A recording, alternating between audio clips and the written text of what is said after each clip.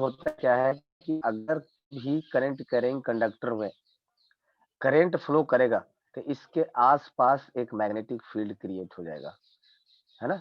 मतलब अगर इसके आसपास कोई भी फेरोमैग्नेटिक मटेरियल रखेंगे, कौन सा? फेरोमैग्नेटिक। फेरोमैग्नेटिक मटेरियल में आ जाता है आपका आयरन। तो अगर कोई आयरन को लेकर के जाया जाएगा तो वो उसको खींच के लेके आएगा, मतलब पुल कर लेगा, अपने तरफ खींच लेगा वो। इस तरह का ये मैग्नेट ये जनरेट करता है। इसलिए कई-कई साइन बना होता है जहाँ पर हाई वोल्टेज होता है ना। Ashutosh, of course we can make electromagnet. आपके घर पर अगर कोई बैटरी होगा होगा ना? आई होप कि बैटरी होगा। बैटरी लिया एंड एक पता है ना जिसको लोग हैं, इस तरह बोल्ट होगा पर और कॉयर खरीद के रैप, इसके ऊपर आप रैप कर दीजिए ऐसा गोल गोल। एंड देन जो है इसको कर दो।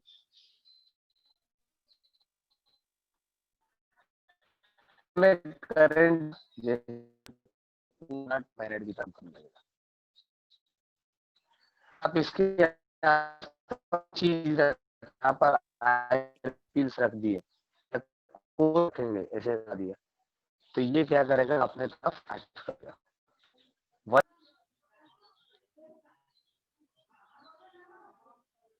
Okay okay okay, just give me a minute, मैं वॉइस ठीक करता हूँ, शायद नेटवर्क करेक्ट नहीं है। So let's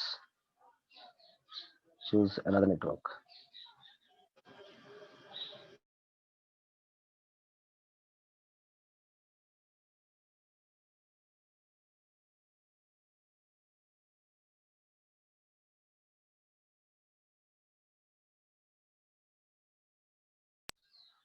Hello everyone.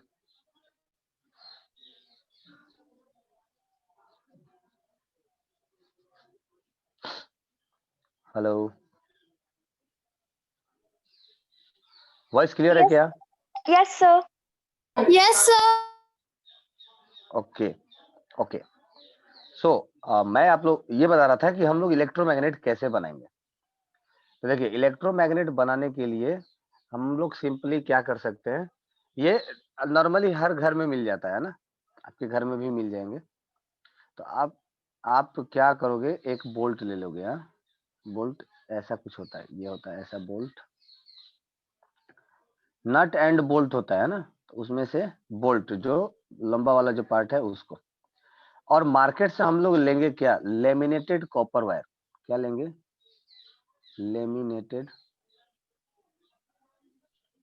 Laminated copper wire. ये आप लोग जानते होंगे लेमिनेटेड कॉपर वायर कैसा होता है, जो किसी भी पंखा वगैरह के लिए मोटर में जो वायरिंग किया रहता है ना, गोल गोल देखो, कॉइल जिसको बोलते हैं, तो उस तरह का लेमिनेटेड कॉपर वायर होता है। तो वो कॉपर वायर लेना है और इसका ये जो पोर्शन है इसके ऊपर आपको रैप कर देना है, ऐसे गोल गोल टाइटली रैप करना है। एंड देन अगेन इसका एक टर्मिनल को आपको बैटरी से ज्वाइन कर देना होगा, और जैसे ही इसमें करंट फ्लो करेगा, इस वायर में करंट फ्लो करेगा, तो ये जो आपका जो बोल्ट है, ये बोल्ट आपका बन जाएगा मैग्नेट। समझे? लेकिन इसमें एक प्रिकॉशन है, करंट तो आपको नहीं लगेगी, बट ये बहुत जल्दी हीट हो जाता है ना? ये जो स्ट्रक्चर है ना, बहुत जल्दी हीट अप हो जाएगा तुरंत। सो इस चीज को आप ध्यान रखिएगा, कहीं हाथ ना जल जाए। So for that you should keep it somewhere else. आसानी से इसको रख दीजिए और देन इसको कनेक्ट कर दीजिए। तो आप लोग जानते हैं ना कि जैसे करंट फ्लो करता है किसी भी कंडक्टर में, तो हीट भी जनरेट होता है उसके अंदर। इसके कारण यहाँ पर भी हीट काफी ज्यादा जनरेट होता है, बहुत ज्यादा हीट जनरेट हो जाता है, हाथ जलने की संभावना आपकी बढ़ जाएगी। सो आप सिंपली इसको रख दीजिए एंड देन इसको बैटरी से कनेक्ट करिएगा, अदरवाइज अगर हाथ में पकड़े रहेंगे तो हाथ जल जाएगा। Of course Ashutosh, it will attract, I did it, मैंने किया इसे। ये सिंपल डायग्राम है। अदरवाइज अगर आपको हीटिंग इफेक्ट इसको कम करना है, रिड्यूस करना है, तो आपको एक प्रॉपर सर्किट ड्रॉ करना पड़ेगा, प्रॉपर सर्किट बनाना पड़ेगा with some kind of electronic devices इसमें ऐड करना पड़ेगा which can control the current. ठीक है, ओके। सो इस तरह हम लोग इलेक्ट्रोमैग्नेट बना सकते हैं। You can see here the effect of magnet. Now move on to the next. Electromagnet, magnet के बारे में हम लोगों ने देख लिया। अच्छा, यहाँ पर आपको कुछ लिक्विड के दिए गए हैं, which one are good conductor and bad conductor. तो आप लोग जानते हो इसमें से बहुत सारी चीजें जो होती हैं, ये आप टेस्ट करने के ऊपर भी देख सकते हो, आप गूगल भी कर सकते हो। नॉर्मली वो लिक्विड गुड कंडक्टर होगा जो कि एसिड होगा, बेस होगा, या जिसके अंदर सॉल्ट होगा। इसमें एक्सेप्शन जैसे होता है कि आपका जो प्योर वाटर है, नॉर्मली जो हम लोग जानते हैं कि प्योर वाटर जो होता है वो इलेक्ट्रिसिटी कंडक्ट करता है, but at actual pure water electricity conduct नहीं करता है। जिसमें कंटिमिनेटेड वाटर होता है, जिसमें कुछ सॉल्ट होते हैं, जैसे Mg हो गया, कॉपर हो गया, ये सब जो सॉल्ट, जब तक मिनरल्स नहीं रहेंगे वाटर में तब तक वाटर इलेक्ट्रिसिटी कंडक्ट नहीं करता है। तो इसके लिए भी मैंने बताया था कि जो आरओ वाटर वगैरह होते हैं इसके लिए भी टेस्टिंग की जाती है। आई डोंट नो आप लोगों में से कितने लोगों ने ये सब टेस्ट किया है या करने की कोशिश की है, और अभी तक किसी ने कुछ सजेशन तो नहीं दिया। चलिए, तो ये भी हम लोगों ने पढ़ लिया था, एक बार आप लोग रिवाइज जरूर कर लीजिएगा। इसके बाद आता है केमिकल इफेक्ट ऑफ करंट। तो केमिकल इफेक्ट ऑफ करंट में मैंने बताया था कि जब भी किसी भी लिक्विड के थ्रू करंट को पास करेंगे तो वहां से या तो गैस निकलेगा, या उसका टेम्परेचर राइज करेगा, या उसका कलर डिसकलर हो जाएगा, मतलब कलर चेंज हो जाएगा। तो इस तरह के कुछ केमिकल इफेक्ट प्रोड्यूस होते हैं whenever we pass electric current through the solution. इसमें इंपॉर्टेंट टर्म जो था दैट वाज इलेक्ट्रोड। ये था इलेक्ट्रोड, ये है इंपॉर्टेंट टर्म। तो इलेक्ट्रोड क्या होता है? The copper wire around the metal caps of the carbon rod and join them to the battery, we call these two rods electrode. ठीक है, तो नॉर्मली एक वायर को इंसर्ट ना करके एक कार्बन के रॉड को इंसर्ट करते, देखो यहाँ पर लिखा हुआ है कार्बन का रॉड, ये जो है ना, ये पोर्शन ये वाला, तो इसी को हम लोग बोलते हैं इलेक्ट्रोड। और यही इलेक्ट्रोड सॉल्यूशन के अंदर डिप किया जाता है जो कि करंट को कैरी करता है, इसको हम लोग बोलते हैं इलेक्ट्रोड। इलेक्ट्रोड दो तरह का होता है, एक हो जाता है पॉजिटिव इलेक्ट्रोड और एक हो जाता है निगेटिव इलेक्ट्रोड। ठीक है, चलिए, तो ये सब हमारा हो चुका है पहले ही, आते हैं अभी नेक्स्ट में हमारे पास है। अच्छा, ये देखो पोटैटो का भी यहाँ पर टेस्टिंग हुआ है। ये हम लोग भी स्कूल टाइम में, अपने स्कूल टाइम में ये एक्सपेरिमेंट किए थे, है ना, ये वाला एक्सपेरिमेंट। 10-12 पोटैटो ले लिए थे, है ना, और 10-12 पोटैटो के अंदर अगर आप कॉपर के छोटे छोटे रॉड डालोगे, उन सबको वायर से कनेक्ट कर दोगे तो एक एलईडी बल्ब को वो जला देते हैं। तो यहाँ पर पोटैटो में भी इलेक्ट्रॉन होता है, या पोटैटो बोल सकते हो कि एक तरह से बैटरी की तरह काम करने लगता है। करेक्ट। तो ये हम लोगों को प्रोजेक्ट, मतलब प्रोजेक्ट दिखाना रहता है, साइंस प्रोजेक्ट। तो उस तरह के प्रोजेक्ट में हम लोग ये सब किए थे बचपन में, आप लोग भी कर सकते हो, कोई प्रॉब्लम नहीं है। तो बेसिकली पोटैटो भी क्या करता है, ये इलेक्ट्रिसिटी कंडक्ट करता है ये थ्रू। ठीक है, चलिए नेक्स्ट आगे बढ़ते हैं। यहाँ तक किसी को कुछ डाउट है तो जरूर पूछ लीजिए, है ना, किसी को कुछ पूछना है?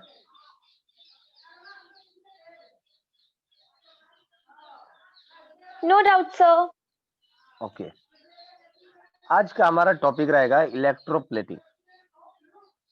जो हमारा नेक्स्ट टॉपिक है वो है इलेक्ट्रोप्लेटिंग।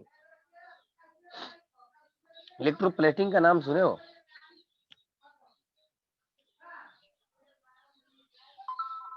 इलेक्ट्रोप्लेटिंग का नाम सुने हो कोई भी? No idea, sir. नहीं, किसी को नहीं। कोई तो सुना होगा। Kanishka, Raunak? I have just heard the name. Okay, you just heard. Raunak? No sir. No. So bike वगैरह तो आप लोग देखते ही होंगे, रेगुलर यूज है। ऑर्नामेंट्स देखे होंगे, ये भी रेगुलर यूज है। कभी सुना है क्या घर पे बात करते हुए कि ये जो चांदी का आभूषण है इसके ऊपर सोने का पानी चढ़ा दिया जाए? Yes sir. सुने होंगे? घर No, पे बात sir. नहीं सुने? अरे बाप। No, sir. आप बाइक वगैरह में कभी देखे होंगे कि चमचमाता हुआ ऐसा शीशा, शीशा नहीं बोलते उसको, साइलेंसर का प्लेट हो गया, या फिर जो लेग गार्ड होता है कितना चमचमाता हुआ रहता है, एकदम शाइनिंग करते रहता है बुलेट वगैरह में। Yes, या sir. चमचमाता हुआ बर्तन, यूटेंसिल्स आपको देखने को मिलते होंगे। Yes, sir.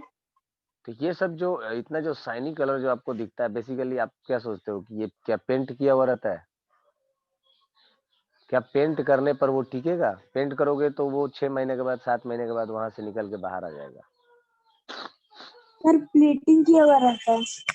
हाँ, तो वहां पर जो किया जाता है that is called as electroplating. That is called as electroplating. So electroplating में होता क्या है, देखिए अगर आप इस फिगर को ध्यान से आप देखिए, ये वाला जो फिगर है इलेक्ट्रोप्लेटिंग का प्रोसेस बता रहा है। इलेक्ट्रोप्लेटिंग में जो इलेक्ट्रोड होता है, एक इलेक्ट्रोड, वो कॉपर का, जिसके ऊपर आपको प्लेटिंग करना है, जिस भी सरफेस के ऊपर आपको प्लेटिंग करना है, उस सरफेस को आप बना दीजिए इसका वन ऑफ द इलेक्ट्रोड, या बोल सकते हो उसको बस उसको एक इलेक्ट्रोड, कोई भी एक इलेक्ट्रोड आप बना दीजिए। इसके बाद इसमें जिस चीज का आपको प्लेटिंग करना है, फॉर एग्जांपल अगर आपको कॉपर का प्लेटिंग करना है तो कॉपर सल्फेट ले लिया, है ना। वैसे ही अगर आपको गोल्ड का प्लेटिंग करना होगा तो गोल्ड का कोई सॉल्ट लेना पड़ेगा, तो गोल्ड का कोई आप सॉल्ट ले लीजिए, है ना। एंड देन आप इसको कनेक्ट कर दीजिए बैटरी के साथ। तो जैसे ही ये करंट फ्लो करेगा, जैसे ही ये करंट फ्लो करेगा इस लिक्विड में, ये कॉपर यहां से, मैं एग्जांपल के तौर पे समझाता हूं, अभी हम लोग लिटिल बिट कंफ्यूज हो जाएंगे अगर मैं कहीं दूसरे किसी इसके बारे में बात करूंगा, तो मैं डायरेक्ट कॉपर के बारे में बात कर रहा हूं। You can see here the activity 14.7। इसमें आपको कॉपर के दो प्लेट दिख रहे होंगे, इन दोनों प्लेट को हम लोग बोलते हैं इलेक्ट्रोड। और जो आपको ब्लू कलर का दिख रहा होगा that is the solution of copper sulphate. अब इसमें हुआ क्या है कि दोनों प्लेट को एक बैटरी से कनेक्ट किया गया, ये है हमारे पास बैटरी। जैसे ही यहाँ पर करंट फ्लो करना स्टार्ट हुआ, ये ये है इलेक्ट्रोड है, इलेक्ट्रोड के थ्रू करंट आया सॉल्यूशन में, एंड देन फिर यहाँ से करंट निकल के वापस बैटरी के पास पहुंच गया। इन बिटवीन हुआ क्या, जैसे ही ये करंट फ्लो करेगा सॉल्यूशन से, कॉपर सल्फेट में से, कॉपर सल्फेट का आपको पता है फॉर्मूला CuSO4 होता है। कॉपर सल्फेट का फॉर्मूला होता है CuSO4। जैसे ही इसके अंदर करंट फ्लो करेगा, इसमें से कॉपर टूट के बाहर निकल जाएगा, Cu++ हो जाएगा, एंड SO4 माइनस माइनस बच जाएगा। आई बात समझ में? क्या ये पॉइंट क्लियर है? करंट के फ्लो करने की वजह से कॉपर अलग हो जाएगा और सल्फेट अलग हो जाएगा।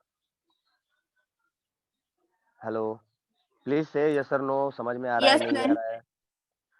ये जो कॉपर जो प्लस प्लस बाहर निकला, ये क्या हो जाएगा, ये इस इलेक्ट्रोड के ऊपर जाके डिपॉजिट हो जाएगा। क्यों? क्योंकि ये इलेक्ट्रोड है निगेटिव। देखो निगेटिव बैटरी से, निगेटिव बैटरी में क्या होता है, एक पॉजिटिव बड़ा होता है और एक निगेटिव छोटा होता है। तो जो छोटा वाला है, ये जो निगेटिव पार्ट है ये वाला, ये देखो कनेक्ट किया गया है किससे, ये कनेक्टेड है आपका इस वाले इलेक्ट्रोड से। तो हम लोग जानते हैं कि पॉजिटिव निगेटिव को क्या करता है, अट्रैक्ट कर देता है। पॉजिटिव निगेटिव को क्या करता है, अट्रैक्ट करता है। इसका मतलब ये जो कॉपर जो पॉजिटिव है ये क्या हो जाएगा, निगेटिव कॉपर पे जाकर के डिपॉजिट हो जाएगा। तो सॉल्यूशन में क्या बचेगा, सिर्फ और सिर्फ सल्फेट। हाँ या ना बोलिए। Yes sir. Yes sir. ये क्लियर है सबको।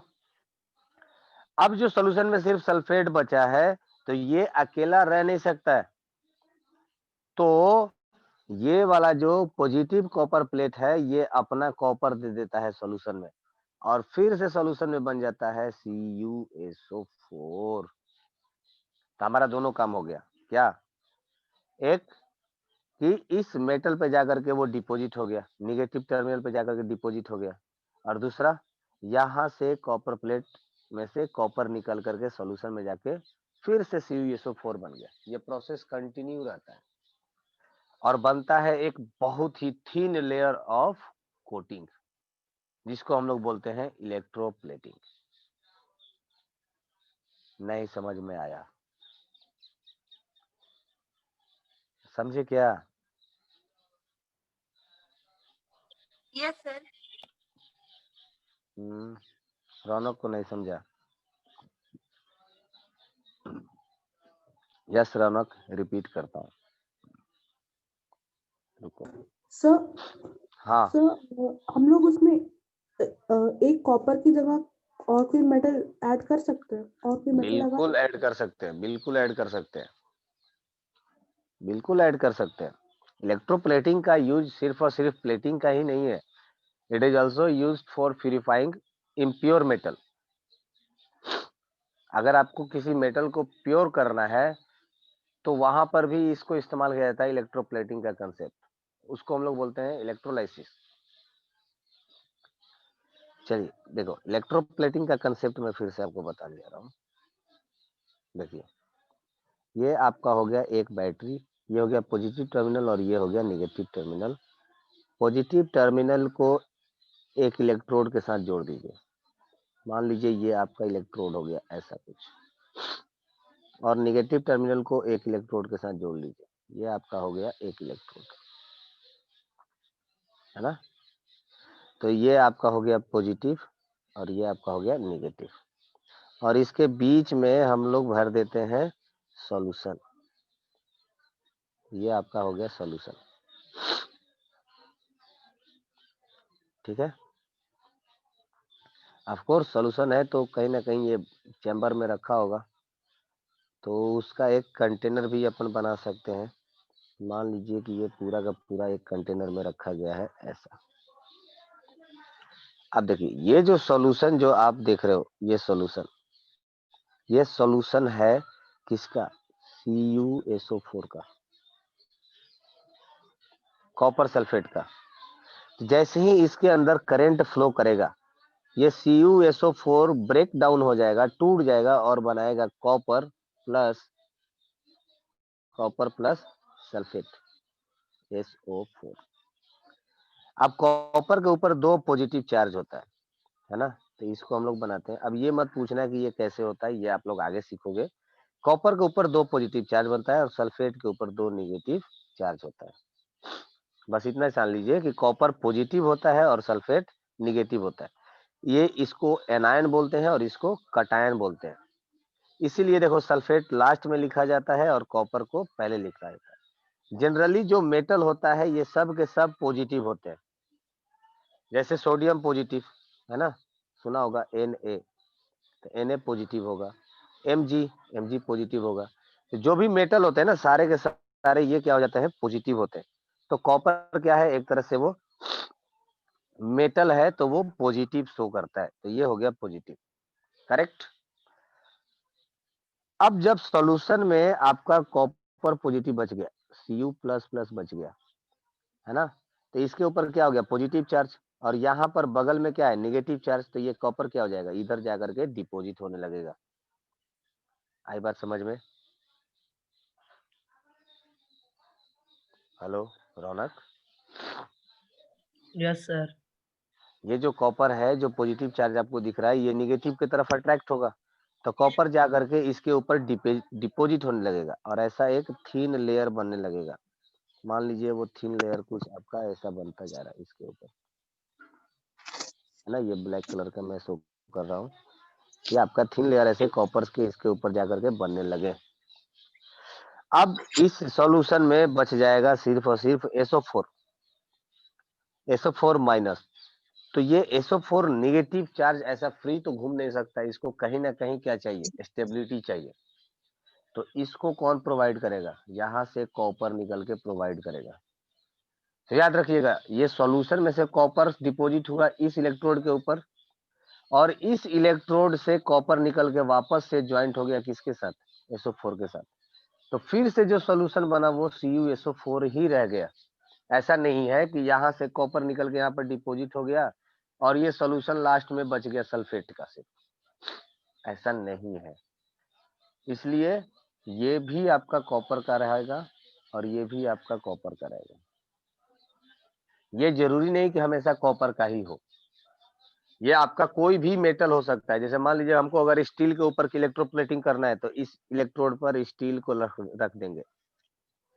अगर हमको टीन का प्लेटिंग करना होगा तो हम लोग टीन को रख देंगे।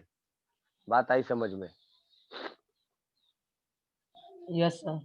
तो जिस भी मेटल के ऊपर आपको प्लेटिंग करना है उसको आपको नेगेटिव टर्मिनल पे लगाना पड़ेगा। जैसे आपको सिल्वर के ऊपर प्लेटिंग करना है गोल्ड का, तो आप गोल्ड रख दीजिए यहाँ पर। कहाँ रखेंगे गोल्ड, कहाँ रखना पड़ेगा, बोलो बोलो। मान लीजिए कि हमको सिल्वर के ऊपर प्लेटिंग करना है गोल्ड का, हम लोग क्या करेंगे, एक इलेक्ट्रोड लेंगे ऐसा जो कि होगा सिल्वर, ये क्या हो जाएगा सिल्वर, और एक इलेक्ट्रोड ऐसा लेंगे जो कि होगा गोल्ड, तो ये हो जाएगा गोल्ड। और इसके अंदर जो सॉल्यूशन भरेंगे वो भी कैसा होगा, गोल्ड का ही सॉल्ट बनेगा। तो यहाँ से गोल्ड डिपॉजिट होगा सिल्वर के ऊपर और ये इलेक्ट्रोड से गोल्ड सप्लाई होगा किसके अंदर, सॉल्यूशन के अंदर। ये प्रोसेस आपका चलते ही रहेगा, तो आपका गोल्ड का डिपॉजिटिंग हो जाएगा इस इलेक्ट्रोड के ऊपर, या बोल सकते हो कि सिल्वर के ऊपर। रौनक समझ में आया? बस सिर्फ आपको कंसेप्ट जानना है, Yes, बहुत sir. ज्यादा डिटेल में नहीं जाना है इसके अंदर।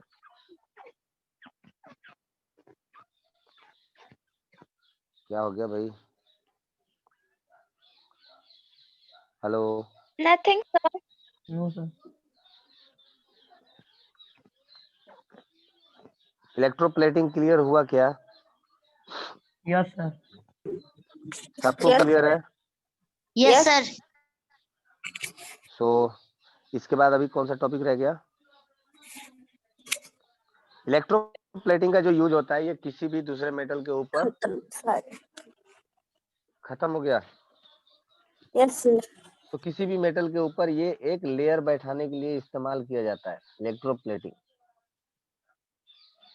इलेक्ट्रो रिफाइनिंग टर्म इस्तेमाल किया जाएगा जब भी किसी प्योर मेटल को, सॉरी इम्प्योर मेटल को प्योर करना होगा, तो उसको इलेक्ट्रो रिफाइनिंग कहते हैं, है ना। इसी में एक टर्म आता है एनोडाइजिंग। देखिए ये सब जो आपको बर्तन दिख रहे हैं यहाँ पर, ये सारे, ये सब इलेक्ट्रोप्लेटेड है। ये सारे बर्तन आपको इलेक्ट्रोप्लेटेड दिख रहा होगा। सारे बर्तन ही नहीं है, देखो ये बुलेट का लग रहा है, स्पोक व्हील है, ये आपके यूटेंसिल्स हैं, ये कार का सामने का बम्पर आपको दिख रहा होगा, ये सब इलेक्ट्रोप्लेटेड है ना। सो देखिए क्रोमियम, ज्यादातर जो इलेक्ट्रोप्लेटिंग किया जाता है वो क्रोमियम का किया जाता है। क्यों? नॉन स्टिक बर्तन सुने, नॉन स्टिक या स्टेनलेस, Yes, sir. तो yes sir. Basically stainless Yes, steel में sir. हम लोग क्या करते हैं, क्रोमियम का एक प्लेटिंग करते हैं। क्रोमियम पीरियोडिक टेबल देखे हो, यस सर। पीरियोडिक टेबल में 24th नंबर एलिमेंट जो है that is called as chromium, तो वो क्रोमियम का इलेक्ट्रोप्लेटिंग किया जाता है आयरन के ऊपर या किसी भी दूसरे मेटल के ऊपर। तो क्रोमियम क्या हो जाता है, नॉन कोरोसिव होता है और काफी शाइनी होता है, चमकता है वो। तो देखियो यहाँ पर लिखा हुआ ना, however chromium is expensive and it may not be economical to make the whole object out of chromium, so the object is made of iron, a cheaper metal, and only a coating of chromium over it is deposited। अगर कोई चाहे कि हम सिर्फ और सिर्फ chromium का ही बर्तन बना करके खाना खाएं उसमें, तो ठीक है, अच्छी बात है, बट वो इतना महंगा हो जाएगा कि हम खरीद नहीं पाएंगे। तो बेहतर ये हो जाता है कि इसे हम लोग कोई सस्ता मेटल ले लेते हैं और उसके ऊपर क्रोमियम का क्या कर देते हैं, प्लेटिंग कर देते हैं, तो वो चीज क्या हो जाती है, सस्ता हो जाती है और वो चमकता भी है। तो इसको हम लोग बोलते हैं क्रोम प्लेटेड। ये एक टर्म इस्तेमाल होता है, क्रोम प्लेटेड। कभी बाइक वगैरह खरीदने जाना तो ये चीज इस्तेमाल होगा, क्रोम प्लेटेड। क्रोम प्लेटेड का मतलब हो जाता है क्रोमियम प्लेटेड, क्रोम प्लेटेड, ऐसा टर्म इस्तेमाल किया जाता है। ठीक है, तो ये हो जाता है आपका टॉपिक ओवर यहाँ पर। अभी देखते हैं आगे क्या है।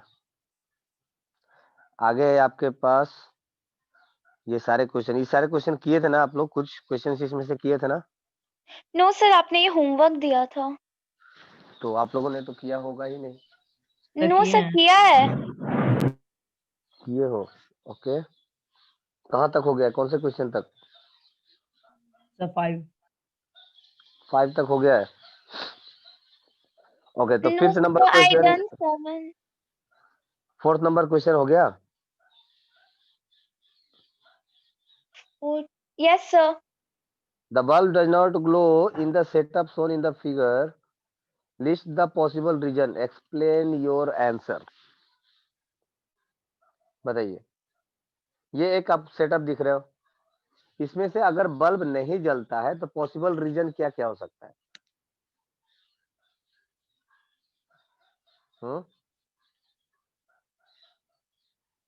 Sir, the liquid is an insulator. Okay, this is one of the reason. और भी कुछ रीजन हो सकते हैं? Yes Tanisha. Sir bulb is Bulb defective is और fused. फ्यूज्ड। हो सकता है, that is also possible reason. The connection may be loose. Yes, that's are also sir the battery is dead. Very good. तो these are the possible reason. Either solution आपका non conductive हो, battery dead हो, loose connection हो, bulb fuse हो, these are the possible reasons। good। Question number 5, a tester is used to check the conduction of electricity through two liquids labeled A and B। it is found that the bulb of tester glows brightly for liquid A while it glows very dimly for liquid B। you would conclude that, इससे आप क्या conclude करोगे? Number 1. Liquid A is a better conductor than liquid B। Yes sir number 1। Okay, ठीक है। Question number 6, does pure water conduct electricity? No sir. ये हम लोगों ने कितनी बार चिल्ला चिल्ला के बात करी है, प्योर वाटर इलेक्ट्रिसिटी बहुत कंडक्ट बार। नहीं नहीं करता है। करता। If not, what can we do to make it conductive? We can add some common salt in it. कुछ सॉल्ट इसमें ऐड कर देंगे, लाइक अगर आप नमक भी घोल दोगे इसमें तो ये इलेक्ट्रिसिटी कंडक्ट करेगा। Okay, next question number 7, in case of a fire, before the firemen use the water hoses, they shut off main electrical supply for the area। explain why they do this। ऐसा क्यों करते हैं? जैसे So आग लग because, गई तो So वो पानी cause डालने से, हाँ, so because electric water is a good conductor of electricity, and uh, hmm, the electricity will travel through water if they don't shut the power off. Okay. So basically the firemen were used common water, huh? Which are mineral water, you can say that mineral water. So due to the fire, it may be possible some of the electrical connections may be loose. So whenever we put a drop of water or water over there, it will conduct electricity throughout the building and may cause severe injuries to firemen. That's why they shut off the electrical connection. That was question number 7. Question number 8. Question number 8 पढ़िए and reply करिए. First of all raise hand करेंगे, उसके बाद reply करेंगे. A child staying in a coastal region tests the drinking water and also the sea water with his tester. He finds that the compass needle deflects more in the case of seawater. Can you explain the reason? Yes, Ali. So because the seawater has more quantity of salt in it, therefore it is more conducting. Therefore, the compass needle deflects more in the case of seawater. Yeah, okay, great.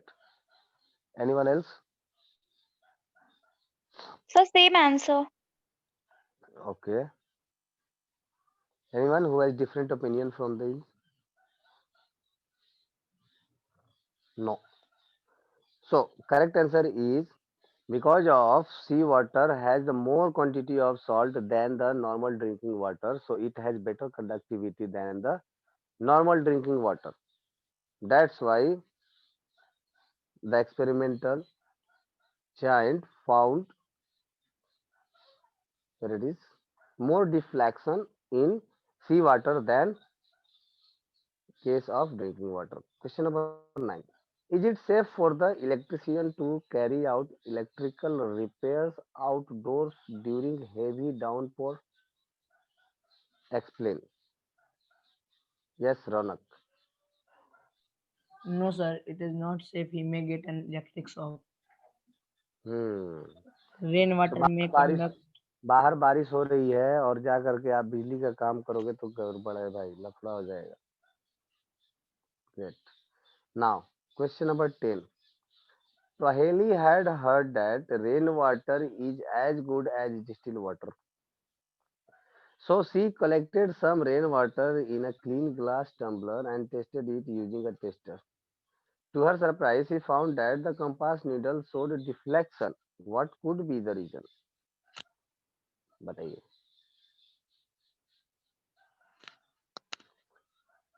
Raunak So अभी. cause rainwater contains salt into it and so many minerals. Mm-hmm. So where does it come from? So please repeat. Where does it come from? Because as we know that the rainwater comes from the clouds and rainwater is as pure as a distilled water. तो जो तालाब या seize में पानी होते हैं ना वो एवापोरेट होके ऊपर जाता है ना, that's why cloud formation.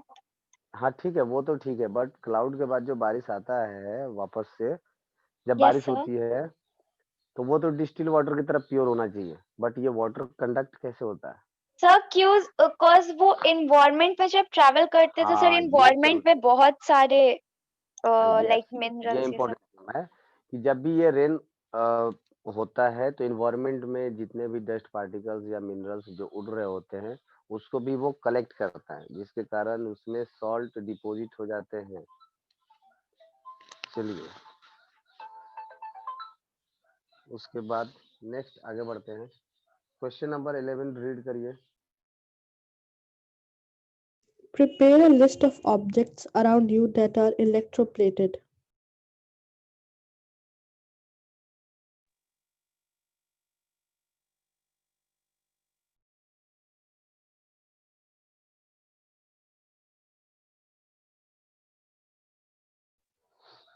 Question number 11 क्या है? Prepare a list of object around you that are electroplated. Sir utensils. और Sir, kitchen stove, Some parts of vehicles. और water tape, हम्म, ठीक ठीक. sir, चलिए artificial question jewelry. Yes, artificial jewelry is one of the example of electroplated ornaments. Door handles. Door handles भी है, ठीक है.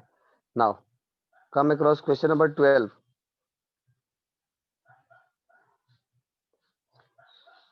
The process that you saw in activity 14.7 is used for purification of copper. A thin plate of pure copper and a thin rod of impure copper are used as electrode. The copper from impure rod is sought to be transferred to the thin copper plate. Which electrode should be attached to the positive terminal of the battery and why? Question number 12 बताइए.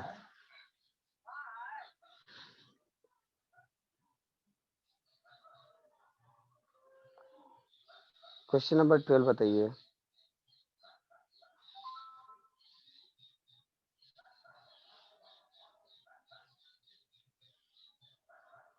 So the impure copper rod should be attached to the positive terminal. देखो, ये जो positive terminal होता है, ये हो गया ना पॉजिटिव टर्मिनल, और ये हो गया नेगेटिव टर्मिनल. तो ये जो सॉल्यूशन होता है, सॉल्यूशन में से कॉपर निकल के कहाँ डिपॉजिट होगा? नेगेटिव के ऊपर. और पॉजिटिव में से कॉपर निकल के कहाँ डिपॉजिट होगा? इस सॉल्यूशन के अंदर, है ना. तो इम्प्योर मेटल हमें चाहिए पॉजिटिव टर्मिनल के ऊपर, जहां से कॉपर निकल करके सॉल्यूशन में आए, तभी तो वो प्योर बनेगा ना. So impure metal should be placed at positive terminal to make it pure. आई बात समझ में? Yes, sir. इसलिए Yes, बोला sir. ये जो इलेक्ट्रोप्लेटिंग जो होता है ना process, it is also used for purifying metal. Metal को प्योर करने के लिए भी इसको इस्तेमाल किया जाता है. Okay. Yes, sir. So here it is the end of your topic, electric effect of current. So let's start the new one. Next topic कौन सा है? नेक्स्ट चैप्टर कौन सा है?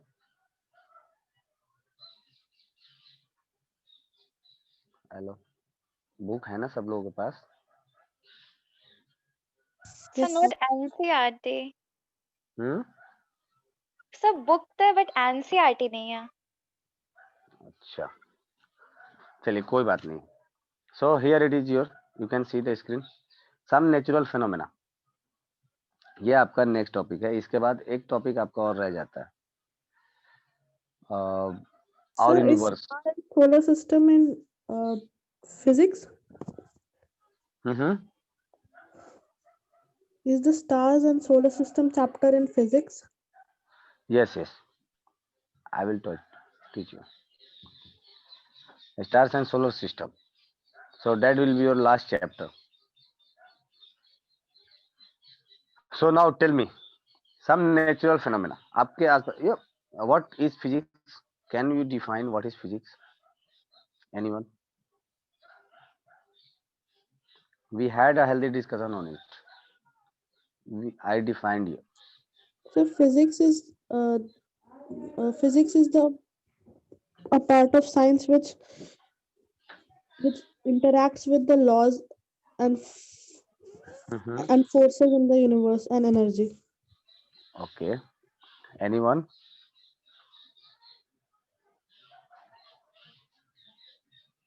Anyone who can define physics?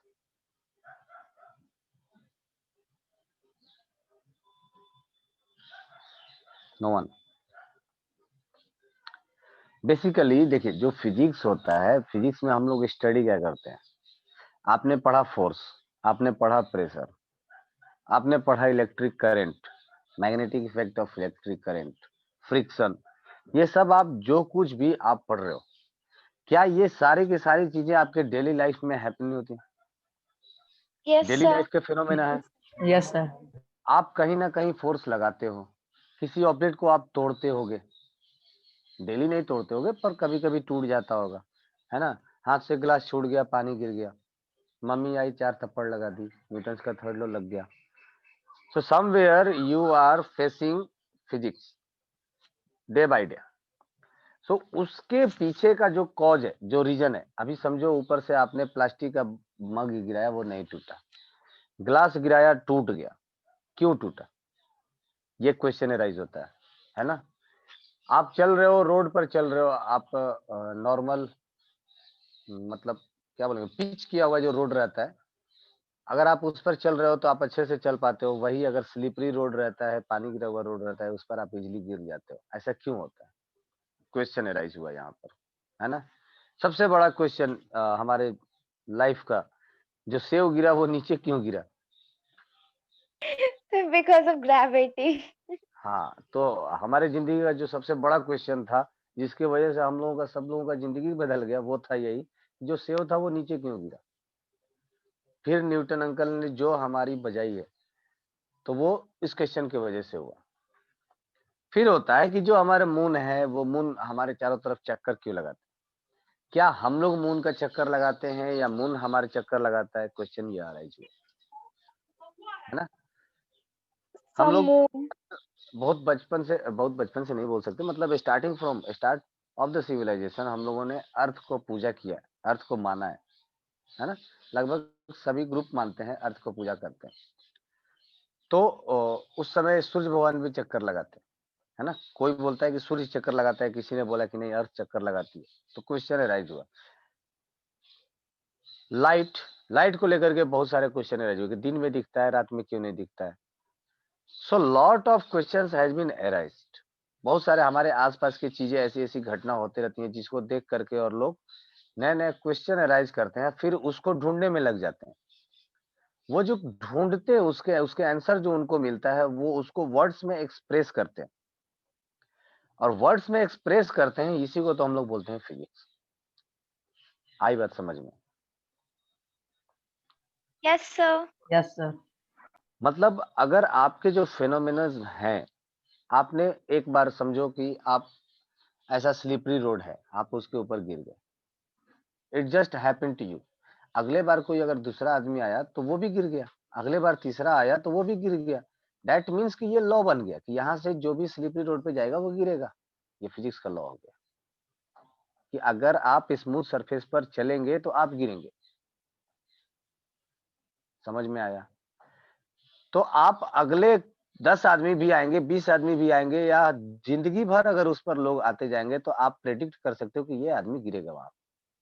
कर सकते हो ना प्रेडिक्शन। फिजिक्स वही है। फिजिक्स में आप फिनोमेनन्स को देखते हो, स्टडी करते हो, लॉ बनाते हो, और आने वाले एक्टिविटीज के बारे में आप प्रेडिक्शन कर देते हो। आपको पता है कि इस आदमी का स्पीड है 10 मीटर पर सेकेंड, आपको पता होगा कि 2 सेकंड के बाद इसका डिस्प्लेसमेंट कितना होगा, या 2 सेकंड के बाद ये बंदा कहाँ पहुंच जाएगा। इसका आप प्रेडिक्शन कर सकते हो by the help of physics. Is it clear to you. Yes, sir. Yes, Yes, sir. sir.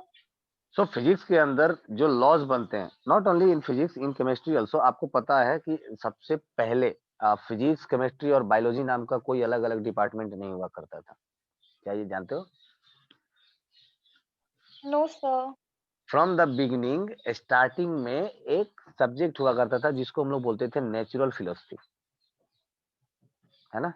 So natural philosophy के अंदर फिजिक्स, केमिस्ट्री, बायोलॉजी, ये तीनों आ जाते थे, सब के सब।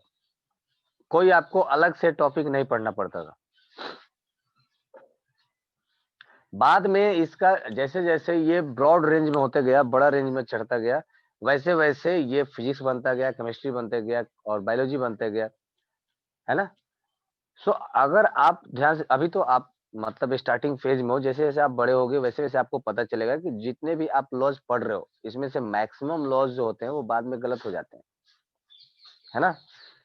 मैक्सिमम लॉज आपके गलत हो जाएंगे। इवन न्यूटन्स का भी जो लॉ है, v इज इक्वल टू, मतलब velocity is equal to displacement upon time, ये भी शायद कुछ देर के बाद आपको गलत हो जाएगा, है ना। So that is why? Valid, that is valid up to certain region, certain object, किसी भी पार्टिकुलर ऑब्जेक्ट के लिए ही ये वैलिड रहेगा, है ना।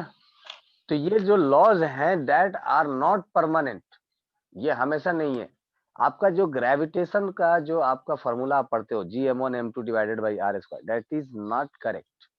Not exactly correct, partially correct है, बट इसमें अभी भी करेक्शन है ना। सो जो आप पढ़ रहे हो ये एग्जैक्टली करेक्ट नहीं है, बट आपको पढ़ना यही है। तनिषा, आप इसलिए पढ़ते हो बिकॉज आप अगर उस लेवल पर आप हम लोग नहीं समझ सकते हैं। अब जैसे I will tell you theory of relativity, will you able to understand? No. अभी आपका दायरा उतना बड़ा नहीं है कि आप एक ही बार में उतने बड़ी चीज को आप समझ सकते। तो ये स्टेप बाय स्टेप हम लोग उसके नजदीक जाते हैं, क्लोज आते हैं, है ना। तो धीरे धीरे आप चीजों को आप समझने लगोगे, बाद में आपको पता चलेगा कि ये जो हम पढ़ रहे हैं ये सर्टेन लेवल तक ही वैलिड है। This is not valid to the all the objects and all the activities in our universe. बात आई समझ में? अब जो v equal to u plus at है, velocity is equal to distance upon time है, ये शायद आपके लाइट के लिए फॉलो नहीं होता है। या force is equal to F is equal to M A, ये हम लोग जानते हैं ना, F is equal to M A, mass into acceleration. अब तो लाइट के पास मास ही नहीं होता है, तो ये लाइट के लिए वैलिड ही नहीं है। तो सभी ऑब्जेक्ट के लिए ये सारी चीज वैलिड नहीं है। आई बात समझ में? तो फिजिक्स का जो डेवलपमेंट होता है ये कैसे होता है? ये होता है bye the help of your natural phenomena. आपके आसपास की जो चीजें होती हैं उसके बारे में लोग सोचते हैं, देखते हैं, स्टडी करते हैं और फिर अपना एक व्यू प्रकट करते हैं, व्यू लिखते हैं, सामने वाले को बताते हैं। आप भी एक साइंटिस्ट बन सकते हो, है ना। आप अगर कोई नेचुरल फिनोमेना देखते हो, अपने आसपास के कुछ चीजों को अगर आप देखते हो एंड देन आप अपना उसके ऊपर थ्योरी बना सकते हो। फिर वो थ्योरी क्या हो जाएगा, वर्ल्ड वाइड उसको रिकॉग्नाइजेशन मिलेगा। तो जितना रिकॉग्नाइज करेंगे, जैसे होता है ना फेसबुक पर कि आपने एक अपना फोटो डाल दिया, है ना, या आप एक वीडियो बना करके और स्नैक वीडियो बना करके डाल दिया। अब अगर लोगों को अगर वो पसंद आया, अच्छा लगा, तो वो शेयर करेंगे। शेयर करेंगे तो धीरे धीरे धीरे धीरे धीरे शेयर करते करते करते करते आप टिकटॉक स्टार बन जाओगे, या वो क्या बोलते हैं YouTube star, what ever it is, तो वो आप बन जाते हो। सिमिलरली साइंस में भी साइंटिस्ट का गेम ऐसा ही होता है। वो कुछ पढ़ते हैं, कुछ बनाते हैं, कुछ लिखते हैं, रिसर्च पेपर पब्लिश करते हैं और वो एक प्लेटफॉर्म है जहां पर उसको अपलोड कर दिया जाता है।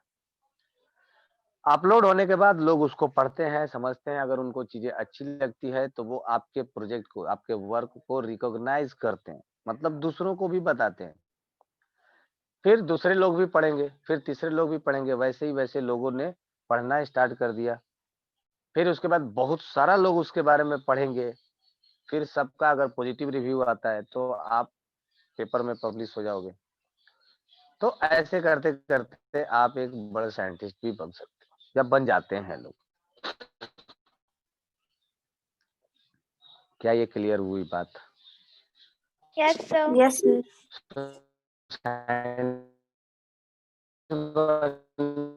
ऑल ऑफ a sudden एक प्रोसेस है, So your लंबा voice is not प्रोसेस होता clear. है। You have to, voice clear नहीं है क्या? Yes, sir. एक मिनट, पहले नहीं था. अभी ठीक है क्या? Yes, sir. ओके। सो मैं बता रहा था कि जो फिजिक्स होता है, फिजिक्स का इन्वेंशन एक दिन में नहीं हुआ। लोगों ने कुछ और कहा, बाद में उसके बाद के साइंटिस्ट आए, उन्होंने उसको थोड़ा सा और मॉडिफाइड किया, उससे अच्छा थ्योरी दिया। फिर कुछ नए साइंटिस्ट आए, उन्होंने कुछ नया थ्योरी दिया। तो वैसे डिवाइडेड, और ऑल ऑफ द सडन देखो न्यूटन ने जितने भी नियम बनाए हैं, क्या ये सब के सब एक दिन में थोड़ी बन गए? उनसे पहले भी गैलीलियो थे, अरस्तु थे, जिन्होंने ये सारे, एरिस्टोटल थे, तो उन्होंने कुछ उस पे वर्क किया है ना। केपलर थे, इन्होंने वर्क किया है, उनके वर्क को स्टडी किया न्यूटन ने और फिर अपने कुछ लॉज बनाए, या अपने कुछ, उन्होंने अपना व्यूज रखा लोगों के सामने, फिर लोगों ने उसको पसंद किया और फिर ये जनरल हो गया। तो एक दिन में ये लॉज नहीं बनता है। तो ये जो आपका टॉपिक है, टॉपिक नंबर 15, ये है सम नेचुरल फेनोमेना। जो आपके आसपास के जो कुछ नेचुरल फेनोमेना है, उसके पीछे के साइंस को जानना, उसके पीछे के फिजिक्स को जानना है, यही वो टॉपिक है। सो हमारा जो फर्स्ट टॉपिक है वो है ना लाइटनिंग। तो लाइटनिंग क्यों होती है?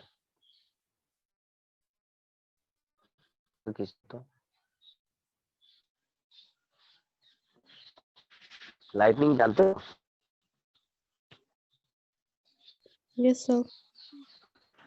Yes, Greek sir. Greek civilisation के जो लोग हैं वो लाइटनिंग को गॉड मानते हैं। So again, your voice is lapping. So your voice is not clear. Voice lap कर रहा है।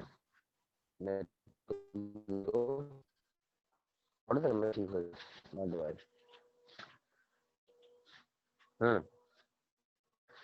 देखा है क्या Thor movie? Yes, sir. Hello, Yes, sir. Yes, sir.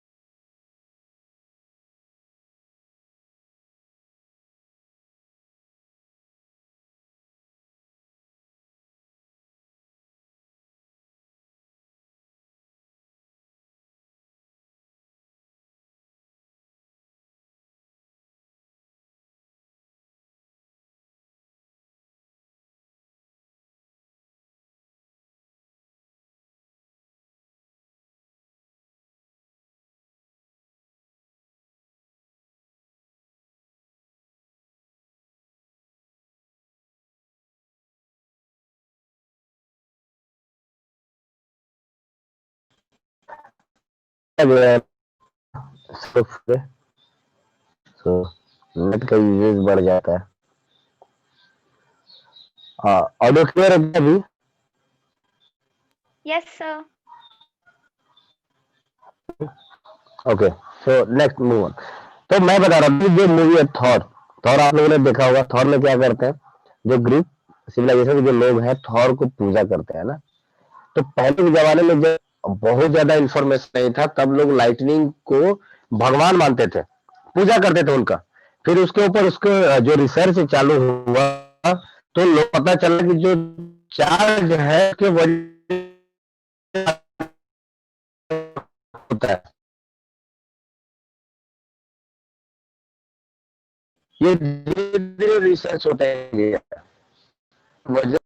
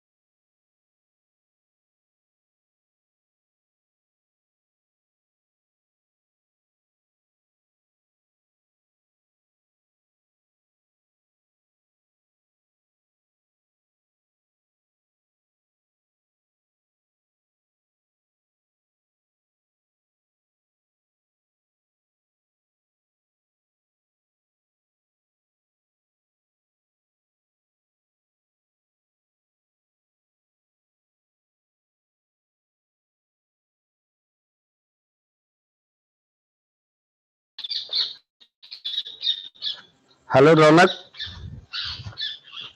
Yes, sir. हाँ, बता रहे हो क्या कुछ? No, sir.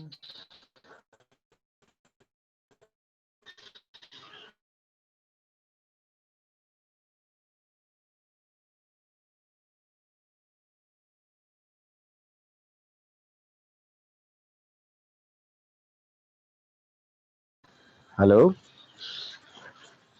Yes, sir. Sir. चलिए, ठीक है। सो एक बार फिर से शेयर कर देता हूँ। शाम के वक्त नेटवर्क बहुत परेशान करता है।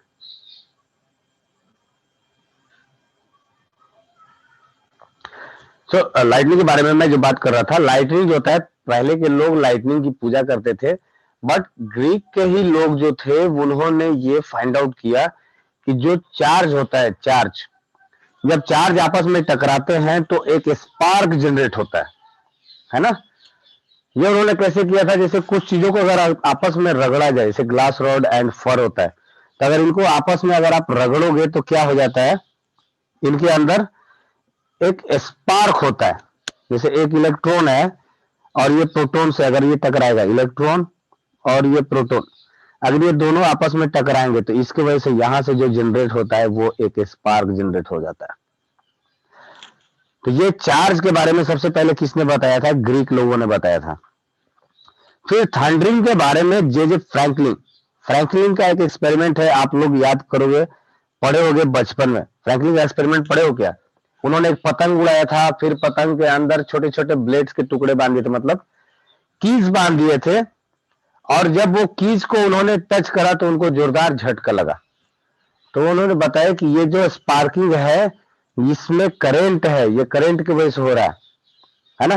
तो और भी इसके अंदर रिसर्च जब किया गया तो पता चला कि जो थंडरिंग होता है ये दो चार्ज को टकराने के वजह से होता है, आपस में रबिंग के वजह से होता है।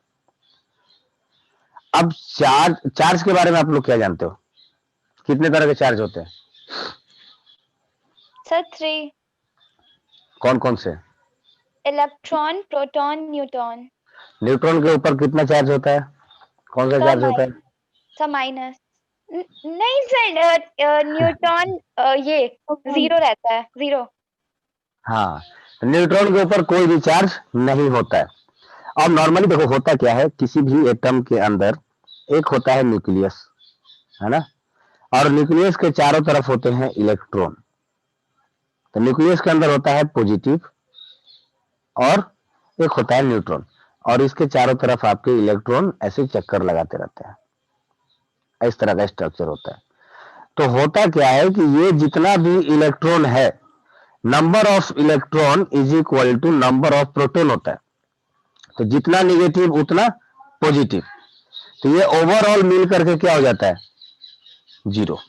मतलब एटम के ऊपर कोई भी चार्ज नहीं होता है। अब जब हम लोग कभी कभी रबिंग करते हैं किसी चीज के ऊपर, अगर हम लोग रबिंग करेंगे तो होता क्या है, उसमें से एक दो इलेक्ट्रॉन निकल जाता है। जैसे एक इलेक्ट्रॉन यहां से निकल गया बाहर, तो क्या हो जाएगा? निगेटिव चार्ज कम हो जाएगा, होगा ना? बोलो बोलो। Yes, sir. पॉजिटिव चार्ज बढ़ जाएगा, तो अब आपका 0 नहीं होगा, नेट आपका क्या आ जाएगा? पॉजिटिव चार्ज आ जाएगा। क्या यह पॉइंट क्लियर है? Yes, sir.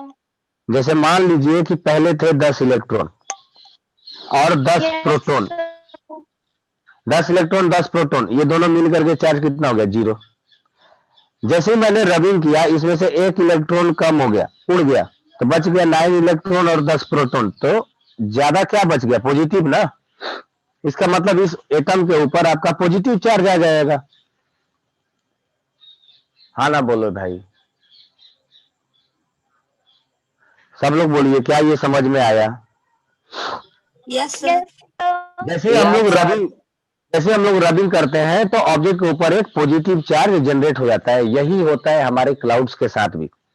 जब बहुत सारे क्लाउड्स एक साथ में आते हैं तो वो जब हवा चलने लगता है आपस में, तो आपस में उनका फ्रिक्शन होने लगता है, रबिंग चालू हो जाता है, एक क्लाउड दूसरे क्लाउड से टकराएगा, है ना।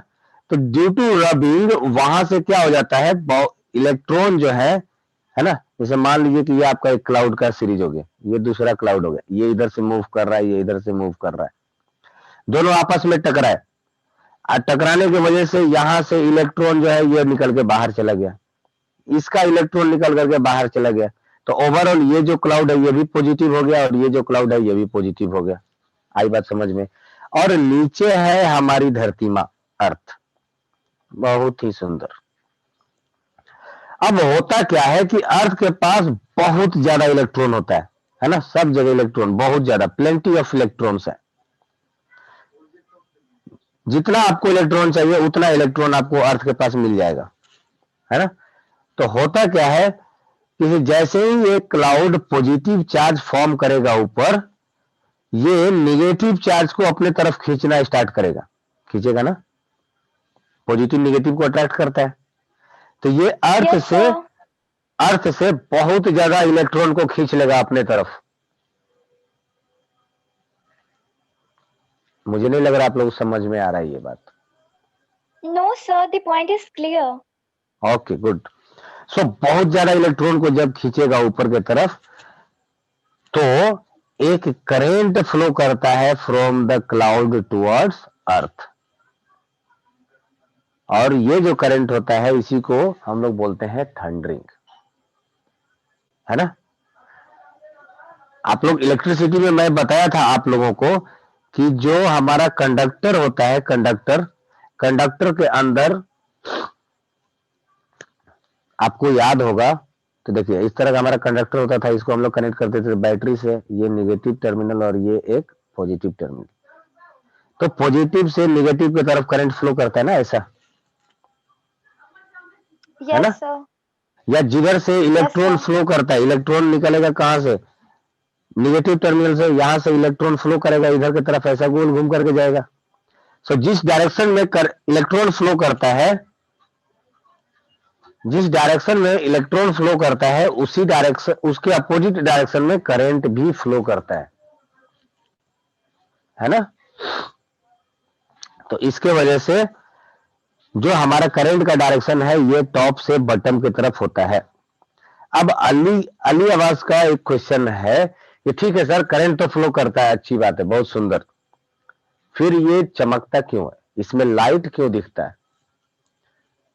तो अली इसके लिए आप लाइट चैप्टर में पढ़ोगे तो लाइट चैप्टर में शायद आपको थोड़ा बहुत हिंट भी दिया होगा कि जो लाइट होता है ना, जो हमें दिखता है, ये एक पार्टिकुलर रेंज में ही दिखता है ना।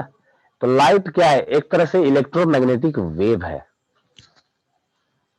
और इलेक्ट्रोमैग्नेटिक वेव के जिस सीरीज को हम लोग देख पाते हैं उसको हम लोग बोलते हैं विजिबल रेंज। तो जब ये करंट फ्लो करता है एटमॉस्फेयर से अर्थ के तरफ, तो रास्ते में जितने भी कुछ एलिमेंट मिलते हैं वो आयोनाइज हो जाते हैं। आयोनाइज मतलब उनसे इलेक्ट्रॉन निकल करके बाहर की तरफ भागता है, जिसके वजह से रेडिएशन निकलता है। अगर वो रेडिएशन हमारे विजिबल रेंज में आता है तो हमें लाइट दिखता है, इसलिए थंडरिंग भी हमें दिखता है, चमकता हुआ नजर आता है।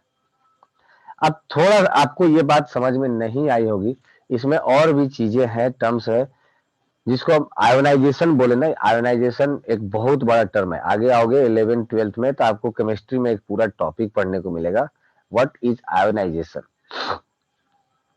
है ना। तो बस इतने समझ लीजिए कि आयोनाइजेशन क्या होता है, एटम में से एक इलेक्ट्रॉन को एक एनर्जी से दूसरे एनर्जी तक जाने में जो एनर्जी लगता है या छोड़ता है, तो उसको हम लोग बोलते हैं आयोनाइजेशन। तो करंट फ्लो के वजह से आयोनाइजेशन बढ़ जाता है, जिसके वजह से वहां से एक लाइट रिलीज होती है। Okay Yes, Ali? sir. सो Yes, sir. लाइटनिंग आप लोग समझ चुके होंगे, अगर थोड़ा बहुत समझ में आया होगा तो मैं Yes, फिर से sir. आपको मैं थोड़ा सा मैं आपको अलग से फिगर, फिर से क्लियर फिगर ड्रॉ कर रहा हूं। देखिए आपका ये हो गया क्लाउड, और यहां पर बच गए साहब के साथ पॉजिटिव चार्ज, और इसके नीचे बन गया हमारे अर्थ सरफेस। अर्थ सरफेस कैसा हो जाता है,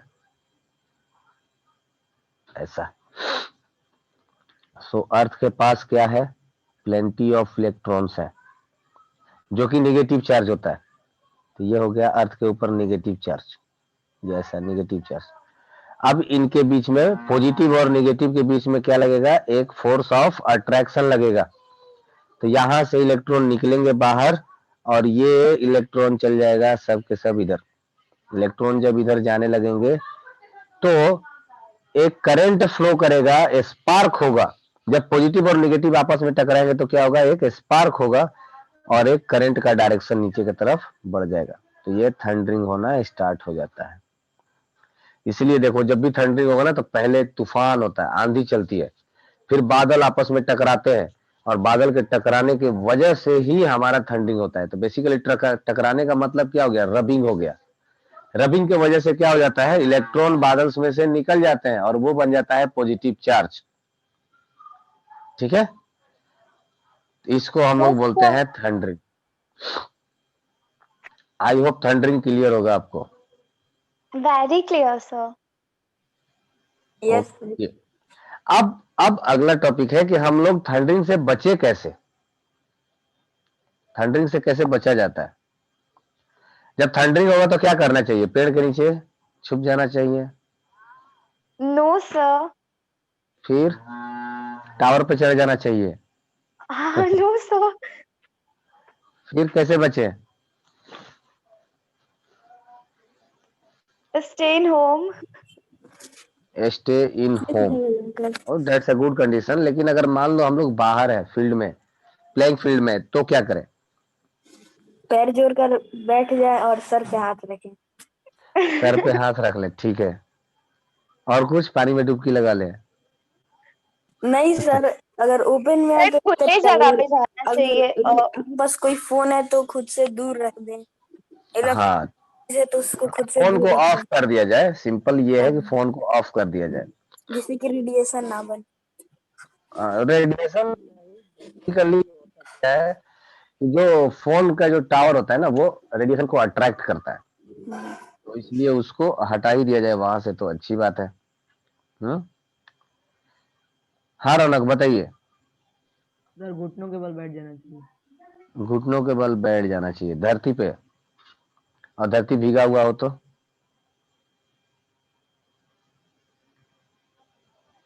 हम्म सर टेबल के नीचे बैठ जाएंगे। अरे भाई, तो मैं बोल रहा हूँ तुम गए हो क्रिकेट खेलने तो टेबल लेके जाओगे।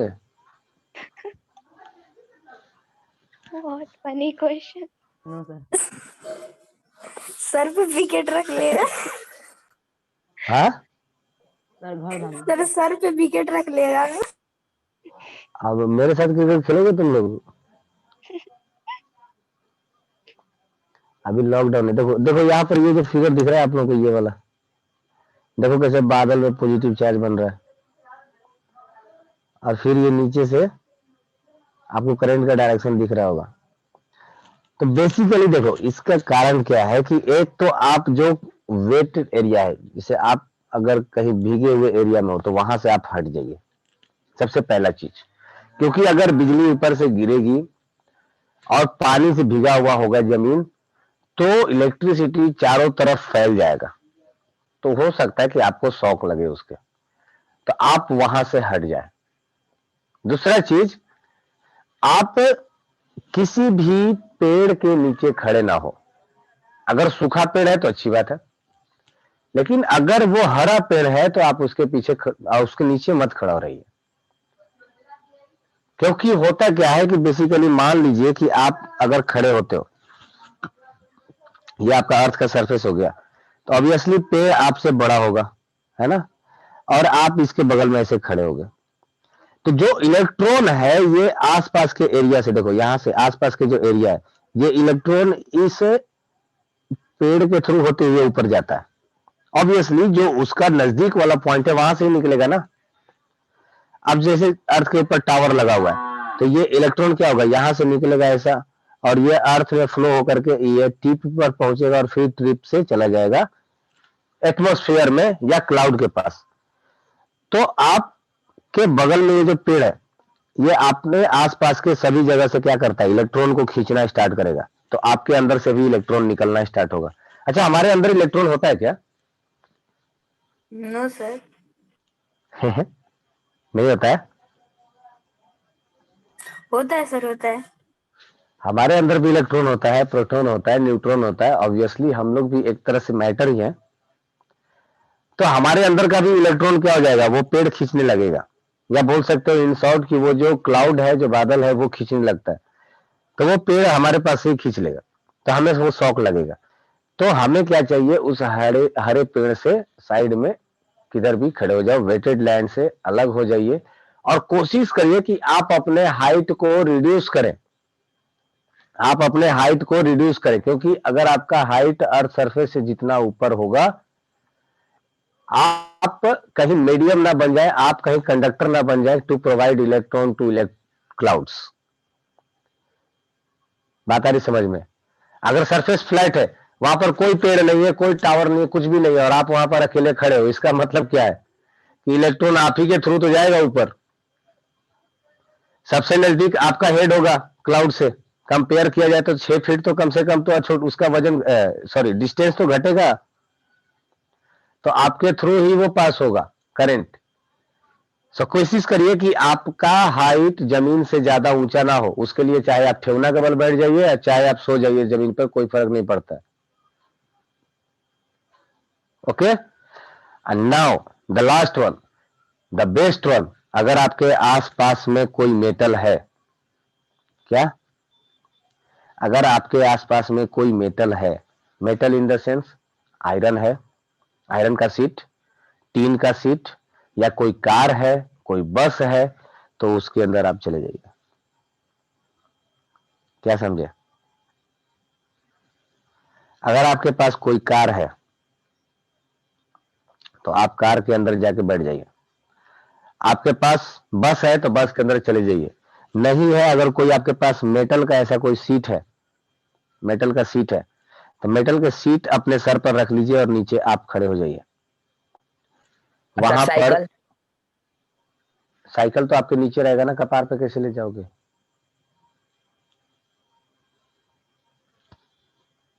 साइकिल सीट नहीं है ना, वो रॉड है, तो रॉड रखोगे अपने सर पे तब तो वो और ज्यादा इलेक्ट्रॉन फ्लो करेगा। मैं बोल रहा हूं सीट, फ्लैट सीट, देखो ऐसा फ्लैट सीट होना चाहिए। अगर सर साइकिल के ऊपर छाता लगा दे तो? हाँ, छाता है तो छाता लगा लो, लेकिन छाता में ध्यान रखना कि छाता कैसा होता है। देखो ये जो पोर्शन है ना, ये होता है नोकीला, और इसके आसपास ये ऐसा होता है जो कि ये बना होता है किसके से, कपड़ा से बना होता है, और ये बीच में ये एक डंडी होता है ऐसा। बात आई समझ में? तो कपड़ा कंडक्ट तो नहीं करता है, लेकिन ये जो मेटल है ये कंडक्ट करता है। तो देखो ये सीट नहीं है, ये कैसा है, एक नोकीला है ऐसा, नोकीला, और कोन सब के ऐसा ऊपर नहीं आता है सर?